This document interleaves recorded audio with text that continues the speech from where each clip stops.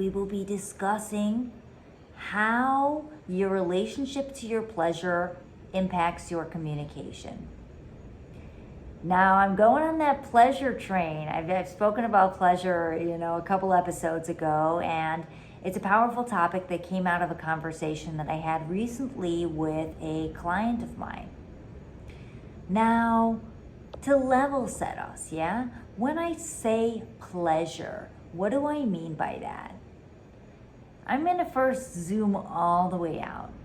Your pleasure is like, let's say you are walking down the street, and let's say you feel all of a sudden a tingle in your body and it feels good. Yeah? That's a sign of your pleasure. Yeah? Are you taking a pause to feel it? Or are you restricting it? Are you closing it in? Are you moving quickly, ignoring your bodily sensations, to get somewhere? Or if you're walking down, maybe you're in the forest, maybe you're going on a hike, and you see a beautiful looking flower. Maybe you sniff it, and maybe it has an amazing, intoxicating scent. Do you take the time to smell it? Do you take the time to pause and to bask in that scent, to enjoy that scent? Or do you rush along your merry way? Maybe you're with someone and you don't want to make them wait, and so you don't actually take the time to really enjoy it, really be in your pleasure, the pleasure that you feel from the beautiful scent, right? Our pleasure can come from all of our senses, from our sense of smell, from our sense of taste. So if you're eating a piece of fruit or you're eating your meal, your dinner, are you enjoying it? Are you letting yourself enjoy it? Are you taking the time? Are you too focused on what do I need to do next, my to-do list? Maybe I'm multitasking at the same time and I'm not actually present with what I'm doing. Right? I'm going to give us some more examples before we dive in so you can really feel me here. What else can bring pleasure? The touch, right? Touch, another scent of touch. If someone touches you, maybe your partner glides their hands along your shoulder blades. Maybe it feels good. Do you rush to reciprocate, or do you breathe into it? And let yourself enjoy that pleasure that you're receiving. Let yourself receive the pleasure.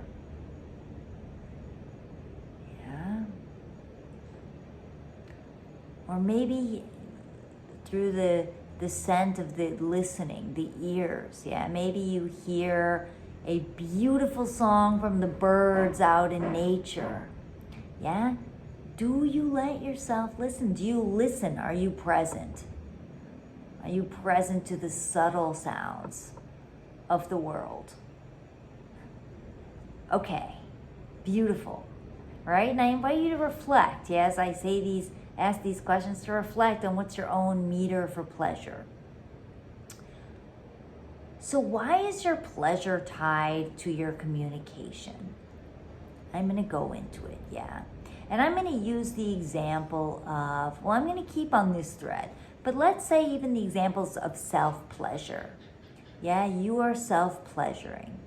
First, do you even take the time to self-pleasure? That's going to tell you a lot. Do you even take your time to self-pleasure, to be with your body, to be in slowness, to be in stillness, to be in your sensuality? Or are you too focused on, I don't have time, I have so many other things I need to do, I need to be doing instead of being? Now, why is this tied to all of this tied to your communication? It's a really good indicator of how you communicate. Because, for example, if during self-pleasure you are focused on the goal, you are focused on the orgasm, you notice that you stop breathing because you want to get to the goal, or maybe you don't give yourself time and space to even sit down and self-pleasure. Maybe you don't let yourself sit in nature and just listen to the sounds of nature. If you're one of those people, I guarantee you your communication comes off heavy, it comes off hard, it comes off abrupt, it's direct. You know why? What's the overlying theme? You lack sensitivity. You lack slowness. You lack listening. Yeah? Now it relates, right? Because when you are self-pleasuring, how you relate to your pleasure, yeah? If you aren't listening to your body, and you can only listen to your body when you're in the slowness, when you are really breathing and really feeling. And when you're listening, yeah, that's your ability to be in pleasure. That's how you're going to feel pleasure. That's how you're going to tune into the subtle sensations of your body. Yeah, and so oftentimes, if you're focused on the goal, yeah, you go. If you're focused on the goal, if you're focused on getting where you need to be, yeah, if you are always being super direct, you're not taking time to be still, to receive. Maybe even in your communication, you're always saying what you want, saying what you need, telling people how they are, telling people what they're doing wrong. But maybe you don't ask enough questions.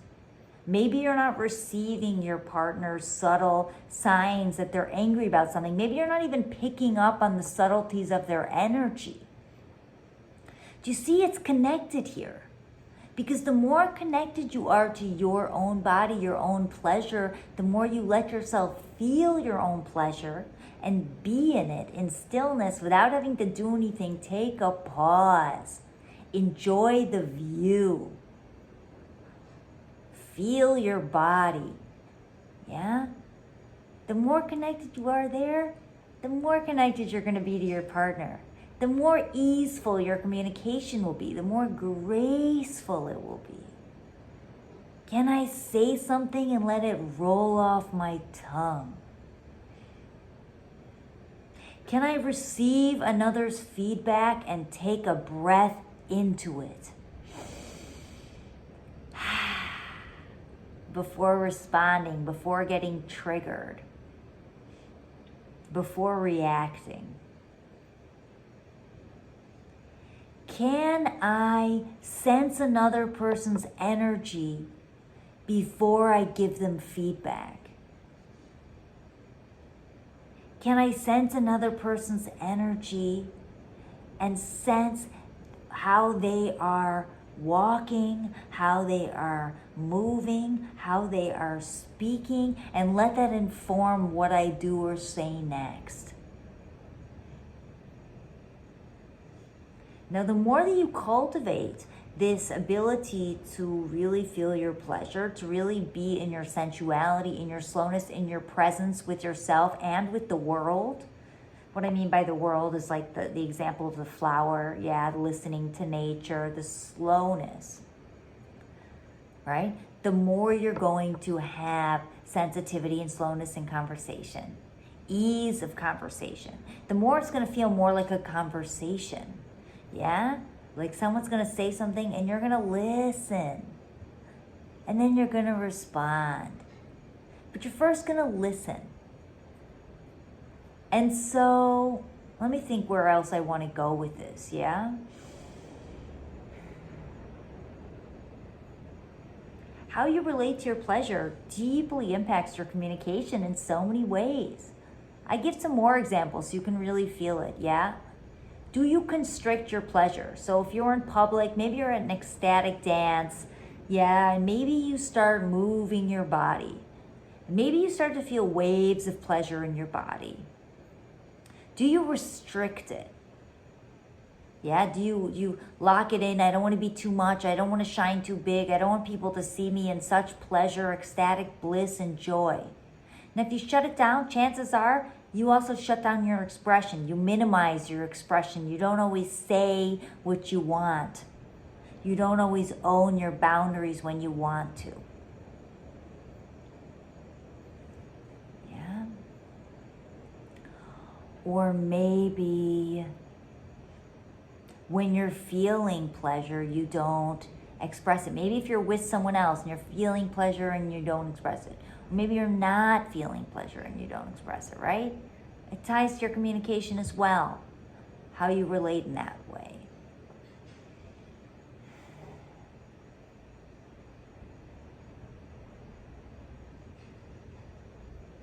When you really value your pleasure, you value the taking the time for you, the taking the time to be in the body, your communication is also going to be embodied. You're going to be in your body in how you communicate because you're connected to, am I feeling openness, expansiveness, possibly pleasure? Am I feeling tension, closure? Is my jaw tight? Yeah? Is my belly tense? Is my heart constricted? And the more that you self-pleasure, the more that you allow yourself to receive pleasure, you connect to your pleasure and those subtleties of your body, it's going to help your communication in such a deep way.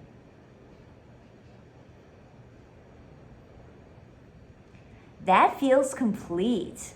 Yeah, I wanted to keep this baby short today because that's what my vibe is feeling. And I want to go self-pleasure tonight. I want to go do my sex magic practice, let myself really enjoy it. Let myself manifest what I want to manifest and be with my body. And I don't need to say more than I need to say. So there you have it, beautiful people. We talked today about how your relationship to your pleasure impacts your communication. And I gave a lot of rich examples for you to simmer on. Yeah, and then I'll say as a follow-up, I invite you to think about, what is my relationship to my pleasure? Yeah, do I take my time to pleasure? Do I even make the time for self-pleasure? If I'm doing something that feels good, do I keep doing it? Do I let myself do it? Do I enjoy it with presence? Do I express it? Yeah, and feel into these things. And if you don't, if you're not where you want to be, yeah, with your pleasure or with your communication, come back to the body, come back to the pleasure. And then I will challenge you to take one day this week where you can, well, it doesn't have to be around self-pleasure. I give you a couple examples. So one day this week where you can either self-pleasure. And when I say self-pleasure, remember, I don't mean a goal. I mean set aside a certain amount of time, 30 minutes in your day or your night, where you are just going to explore.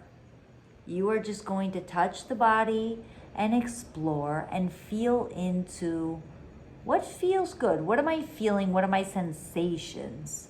Yeah? Your sensations are going to help you. The more that you start to tune into the sensations, the more in the body you'll be, the greater capacity for pleasure you will have. I actually have a bodily awareness meditation to help you tune into your sensations. I will also link it in the podcast episode. So set aside 30 minutes a week, yeah, to do that for self-pleasure.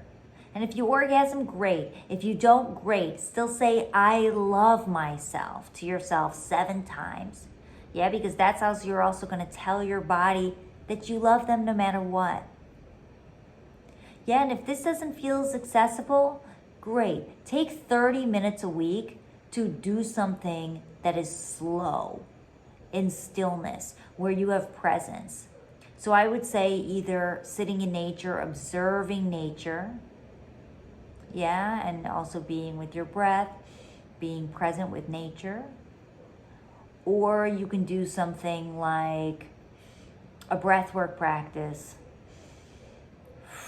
But we want to go slow breath for this one. And you feel into your bodily sensations. You can do a body scan from head to toe. You know what? Use my meditation. Yeah, do that once this week. Continue to do it. Beautiful. There we have it. Thank you. Beautiful, beautiful.